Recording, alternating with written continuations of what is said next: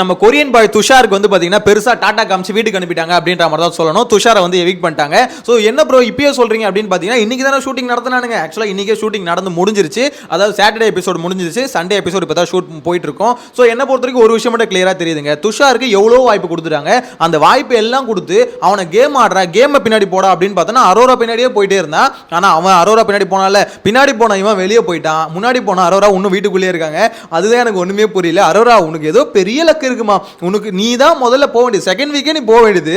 ஆனா நீ போகாம உனக்கு அடுத்து எல்லாரும் வீட்டுக்கு அமிச்சிட்டே இருக்க, நீ இன்னும் வீட்டுக்குள்ளேயே இருக்கனா எவ்வளவு பெரிய விஷயம் மட்டும் யோசிச்சு பாருங்களேன். துஷாரை சக்சஸ்ஃபுல்லா வீட்டுக்கு அனுப்பிட்டாங்க. Double eviction. So first eviction பார்த்தீங்கன்னா துஷாரை வந்து அனுப்பிட்டாங்க. செகண்ட் எவிக்ஷன் வந்து பார்த்தீங்கன்னா ஒரு கன்ஃபியூஷன் போயிட்டு இருக்கு. இன்னும் அது வெளியே வரட்டும். அதாவது அஃபிஷியலா விஜய் சேதுபதி வந்து மீட் பண்ணதா அதுக்கப்புறம் தான் பார்த்தீங்கன்னா டபுள் செகண்ட் எவிக்ஷன் நம்மளுக்கு தெரியும். ஸோ இப்போதைக்கு துஷார் மட்டும் கன்ஃபார்ம்னு வச்சுக்கோங்களேன். செகண்ட் எவிக்ஷன் நான் கன்ஃபார்ம் பண்ணுறேன். நெக்ஸ்ட் வீடியோல போடுறேன், இல்லை நாளைக்கு காலையில் ஃபர்ஸ்ட் வீடியோல போடுறேன்னு வச்சுக்கோங்களேன். சேனலை சப்ஸ்கிரைப் பண்ணி வச்சுக்கோங்க, வீடியோ லைக் பண்ணி வச்சுக்கோங்க. அப்போ தான் நாளைக்கு அந்த வீடியோ பார்க்க முடியும். எனிவேஸ் இதில் வந்து பார்த்தீங்கன்னா மெயினாக பிரவீன் இல்லை ரம்யா இவங்க ரெண்டு பேர்ல யாராவது ஒருத்தர் இருக்கலாம் அப்படின்ற மாதிரி ஒரு விஷயம் போயிட்டு இருக்கு. அதுல வந்து இன்னும் கன்ஃபார்ம்டான அப்டேட் வரல. ஆனா துஷார் வந்து கன்ஃபார்ம்டா எவிக்ட் ஆயிட்டு இருக்காரு. ஸோ எவிக்ட் ஆனதுக்கான மெயினான காரணம் என்ன அப்படின்னு பார்த்தீங்கன்னா ஊருக்கே தெரியும், அரோரா தான். அதை விட முக்கியமான காரணம் என்ன, இவன் வந்து என்ன பண்ணிட்டானா விஜய் சேதுபதி வந்து இந்த மாதிரி துஷார் நீங்க கேம் ஆடுங்கன்னு சொன்னோன்னே அவன் என்ன நினைச்சிட்டு இருக்கானா, கேம் ஆடுறதுனா ஏதாவது ஒரு சண்டை நடந்துட்டு இருக்கும்போது நடுவில் போய் நம்ம குரல் கொடுக்கணும், அதுதான் கேம் ஆடுறது அப்படின்னு நினைச்சிட்டான். நான் தான் 2 வாரத்துக்கு முன்னாடி சொல்லியிருந்தேன் துஷார் வந்து தப்பா புரிஞ்சுக்கிட்டு இருக்கான். விஜய் சேதுபதி வந்து கொஞ்சம் கிளியரா எக்ஸ்பிளைன் பண்ணணும் அப்படின்னு நம்ம சொல்லிட்டு இருந்தேன். ஸோ அதுதான் பார்த்தீங்கன்னா நடந்திருக்கு. அவன் என்ன பண்ணிட்டானா, ஆக்சுவலாக அவன் கேம் ஆடுறதுனா ஒரு டாஸ்க் ஒன்று கொடுக்குறாங்கன்னா அந்த டாஸ்க் எப்படி புரிஞ்சுக்கிட்டு எப்படி ஸ்மார்ட்டாக விளையாடி அந்த டாஸ்க்ல ஜெயிச்சு வின் பண்ணி நான் கெத்துரா இந்த வீட்டில் இவ்வளோ பேர் இருந்தாலும் நான் தானே ஜெயிக்கிறேன் பாடுறேன் அப்படின்ற மாதிரி அந்த கேமை வந்து ஒரு ஃபுல் ஃபிளெஜ்டாக ஓன் பண்ணணும். ஆனா இவன் என்ன பண்றான், அதை பண்ண மாட்டான். டாஸ்க் எல்லாம் பாத்தீங்கன்னா ஏதோ ஒன்று யாரோ ஒருத்தர் ஏதோ சொல்றாங்களா அதை மட்டும் செஞ்சுட்டு வந்துரும் அப்படின்ற மாதிரி இருந்துட்டு இந்த சும்மா யாராவது கத்தி பேசுறாங்க இல்ல யாராவது ஒரு விஷயம் பாத்தீங்கன்னா துஷார் அரோரா 2 பேரும் உட்காந்து ஏன் இந்த மாதிரி ஒண்ணா உட்காந்துருக்கீங்க சும்மா உட்காந்து அப்படின்னு சொன்னா அதுக்கு வந்து ஏறிக்கிட்டு போறது. இது அவன் வந்து வாய்ஸ் ரைஸ் பண்ற கத்தி பேசுறதுதான் பாத்தீங்கன்னா நம்ம வந்து வாய்ஸ் அவுட் பண்றோம் அப்படின்னு நம்ம நினைச்சிட்டு இருக்கான். அப்படி இல்ல துஷார், அது இல்ல வாய்ஸ் அவுட் பண்றது. இதுக்கப்புறம் வீட்டை விட்டு வெளியே வந்துட்டீங்களே, ஸோ இதுக்கப்புறமாவது கேமை பார்த்து கொஞ்சம் புரிஞ்சுக்கோங்க. பிக் பாஸ்னா என்னன்னா அங்க ஒரு டாஸ்க் கொடுப்பாங்க, அந்த டாஸ்க்கை கரெக்டா படிச்சு புரிஞ்சு அந்த டாஸ்க்ல வந்து நம்ம ப்ளே பண்ணணும். அதுக்குள்ள ஒரு சண்டை வரும்ல, அந்த சண்டைக்கு ஒரு நியாயம் இருக்குல்ல, அந்த நியாயத்தை நீ தட்டி கேட்டு யாருக்காக வேணா நீ எதிர்த்து நிக்கலாம், சண்டைக்கு போகலாம், எல்லாம் ஓகே, மக்களை போனவங்க சப்போர்ட் பண்ணுவாங்க. ஆனா சும்மா இந்த சில்லற விஷயம்னு சொல்லுவாங்களே அந்த மாதிரி சில்லற விஷயத்துக்குலாம் நீ சண்டைக்கு போனா உன்னை எப்படி மதிப்பாங்க அப்படின்ற மாதிரி தான் இருக்கு. நீ இந்த பார்வதியை பார்த்து நிறைய பேர் இன்ஃப்ளூயன்ஸ் ஆயிட்டானுங்க. பார்வதி எப்படி சின்ன சின்ன விஷயத்துக்கு சண்டை போட்டுட்டு இருக்காங்களோ அதே மாதிரி நம்மளும் பண்ணலாம் அப்படின்னு நினைக்கிறாங்க. ஆனா துஷார் உங்களால அது முடியாது, அவ்வளோ எனர்ஜிலாம் உனக்கு இல்ல. பார்வதிலாம் காலையில ஆரம்பிச்சாங்கன்னு வச்சுக்கோங்களேன், நைட்டு வரைக்கும் ஒரே பிரச்சனையை கொண்டு போவாங்க.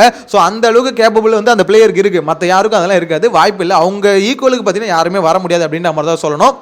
எனிவேஸ் துஷாரை பார்த்தீங்கன்னா வீட்டுக்கு அனுப்பிட்டாங்க. ஸோ என்ன பொறுத்த வரைக்கும் ஒரு விஷயம் மட்டும் கிளியராக தெரியுதுங்க. ஆக்சுவலாக துஷார் வந்து இன்னும் கொஞ்ச நாள் இருந்திருக்கலாம். ஏன்னா அந்த பையன் உண்மையிலே சொல்கிறேன் நல்ல பையன், உண்மையிலே நல்ல பையன். அரோரா வந்து வீட்டுக்குள்ளே எதை பண்ணாங்களோ இல்லையோ நல்ல ஒரு பையன் வந்து எப்படி சொல்ல கேம் ஆடி நல்லா டெவலப் ஆயிருப்பான். அவன் கேமை பார்த்தீங்கன்னா சோழி மொத்தமாக முடிச்சு விட்டாங்க அப்படின்ற மாதிரி தான் சொல்லணும். துஷார் எங்கடா போகிற, என்னடா நம்ம பேசாமல் இருக்கவே முடியலையடா.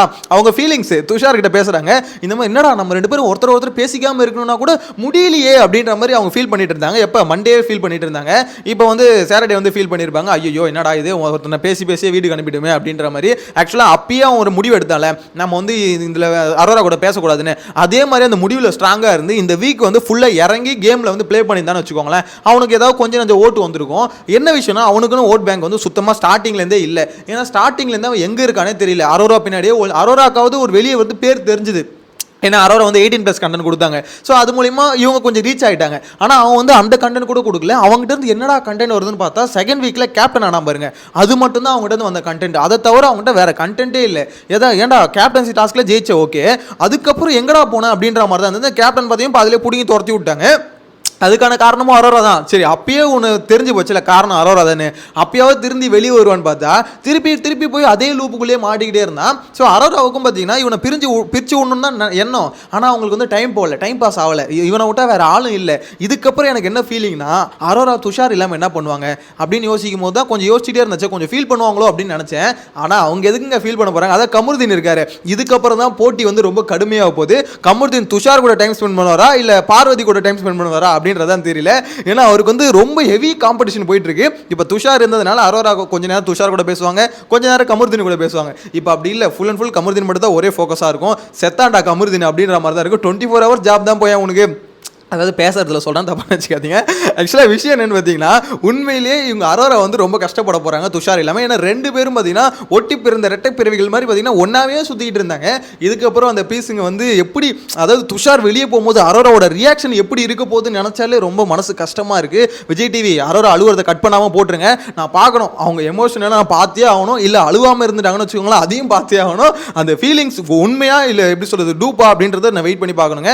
ஏன்னா இங்கே நிறைய பேர் பார்த்தீங்கன்னா வீட்டுக்குள்ள வந்து லவ் பண்றோம், லவ் கண்டென்ட் கொடுக்குறோம் அப்படின்ற மாதிரி எல்லாமே பண்ணாலும் வெளியே பாய் ஃப்ரெண்ட் இருக்குன்றானுங்க. நான் வந்து விட்டுட்டு அமெரிக்கா போயிடுவேன்றாங்க. ஸோ இதெல்லாம் சொல்லும் போது அப்புறம் உள்ள பண்றது பேர் என்னடா அப்படின்னு பார்த்தா அதுவும் லவ் தான்றானுங்க. எனக்கு ஒண்ணுமே புரியல. ஸோ அதனால அந்த அரோரா அழுவுறதையும் துஷார் ஃபீல் பண்றதையும் அந்த ஒரு மொமெண்ட் இருக்குல்ல, அதை கண்ணு காமிப்பீங்களே, திவாகருக்கும் கானா வினோதுக்கும் காமிச்சிங்களா, அந்த மாதிரி அந்த ஒரு மொமெண்ட்டை மட்டும் தயவு செஞ்சு கொஞ்சம் காமிச்சிருங்க. பார்த்து மக்களும் தெரிஞ்சுக்கிட்டோம், எப்பா இது உண்மையான ஒரு லவ் தான்ப்பா, இல்லை வந்து இது டூப் லவ் தான்ப்பா அப்படின்றது தெரியணும்ல. ஸோ அதை மட்டும் காமிச்சிருங்க. எனிவேஸ் ஒரு விஷயம் மட்டும் கிளியரா தெரியுதுங்க, துஷாரை வந்து தூக்கி அடிச்சிட்டாங்க.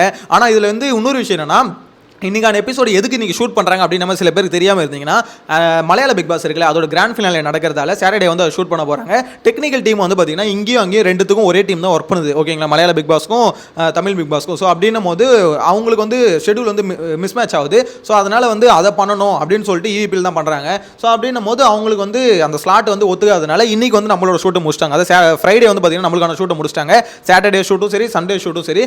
ஸோ இன்றைக்கே முடிச்சுட்டு நம்மளுக்கு வந்து பார்த்தீங்கன்னா நாளைக்கு சாட்டர்டே வந்து எனக்கு தெரிஞ்ச ப்ரோமோ வந்து ஏர்லியாக வரும். ஏன்னா ப்ரோமோவுக்கு பார்த்தீங்கன்னா டைம் இருக்காது, அதாவது சீக்கிரமாக விட்டுருவாங்க. ஏன்னா ஷூட் முடிஞ்சிருச்சுல, ஸோ எடிட் பண்ணி சீக்கிரமாக விட்டுருவாங்க. இல்லை நாங்கள் அப்படிலாம் இல்லை, ஊரை ஏமாற்ற தான் போகிறோம், சாட்டர்டே தான் ஷூட் நடக்குது அப்படின்ற மாதிரி நம்ப வைக்கணும்னு நினச்சிட்டாங்கன்னு வச்சுக்கோங்களேன், வேணும்னே ப்ரோமோவை 3 மணிக்கு விடுவானுங்க.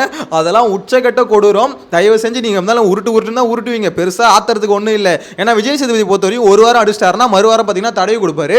அந்த மாதிரி எனக்கு தெரிஞ்சு இந்த வாரம் தடவி கொடுப்பாரு, பெருசாக ஃபயராலாம் இருக்காதுன்னு நினைக்கிறேன். எனக்கு தெரிஞ்சு அப்படி தான் இருக்குன்னு நினைக்கிறேன். பெருசாக கண்டென்ட் வந்து பார்த்தீங்கன்னா ஒரே ஆள் தான் அடிச்சா, ஒரே ஆள் தான் அடிக்கணும். அது யார் தெரியுமா, திவ்யா தான். செத்தாண்டா அப்படின்ற மாதிரி தான் போட்டு பொலன்னு பொழக்கணும் திவ்யாவை. ஏன்னா வெளியே வந்து பேசின பேச்சு அப்படி எல்லா பேச்சையும் பேசிட்டாங்க வந்து பார்த்தீங்கன்னா டெக்கோரம் டிக்னிட்டி, அதாவது இவங்களுக்குலாம் பார்த்தீங்கன்னா கொஞ்சம் கூட உங்களை மதிக்கவே தெரியல சார், ஹோஸ்ட்டுக்கு ஒரு ரெஸ்பெக்ட் கொடுக்க தெரியல சார் அப்படின்ற மாதிரிலாம் பேசிட்டு, நான் அதாவது என்னோட சார்பாக நீங்கள் போறீங்களா அப்படின்னு, ஆமாம் சார் உங்களோட சார்பாக நான் போகிறேன் சார் அப்படின்ற மாதிரி வந்துட்டு எனக்கு திவ்யா பண்ணது நினச்சா எப்படி விஜய் சேதுபதியை ஃபேஸ் பண்ண போகிறாங்கன்னே தெரியலங்க.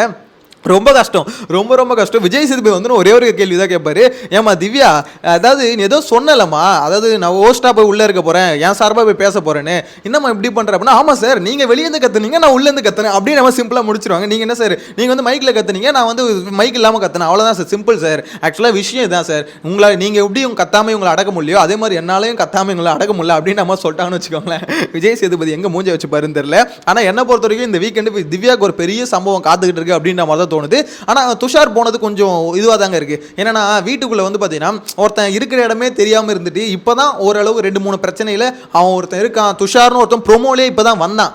அப்படி இருக்கும்போது அந்த வாரத்திலே வெளியே போகிறான்ல, பேட் லக் அப்படின்ற மாதிரி தான் சொல்லணும். ஏன்னா குட் லக் கொஞ்சமாவது இருக்கணும். அரோரா மாதிரி எவ்வளோ குட் லக் பார்த்தீங்களா, 2வது வாரம் போக வேண்டியவங்க. ஸோ இப்போ வரையும் இருக்காங்கன்னா அவங்களுக்கான அதிர்ஷ்டம் இருக்குல்ல, பயங்கரமாக இருக்குது. மேபி நெக்ஸ்ட் வீக் கூட வருவாங்களான்னு தெரியலங்க. நெக்ஸ்ட் வீக்கும் அவங்களும் நாமினேஷனில் ஓட்டு போட மாட்டானுங்க, அப்பயும் தப்புச்சிட்டாங்கன்னு வச்சுக்கோங்களேன். அவ்வளோதான். எனக்கு தெரிஞ்சு அரோரா வந்து பார்த்தீங்கன்னா 100 நாள் வந்துடுவாங்க, விட்டா ஃபினாலே ஸ்டேஜே வந்துடுவாங்க அப்படின்ற மாதிரி தான் இருக்கும். ஆனால் விஜய் டிவி ஏதோ அரோரா கிட்ட பெரிய கண்டென்ட் எதிர்பார்க்குது. அது என்ன கண்டென்ட் தான் எனக்கும் தெரியல. இன்கேஸ் உங்களுக்கு தெரிஞ்ச கமெண்ட்ல மென்ஷன் பண்ணுங்க.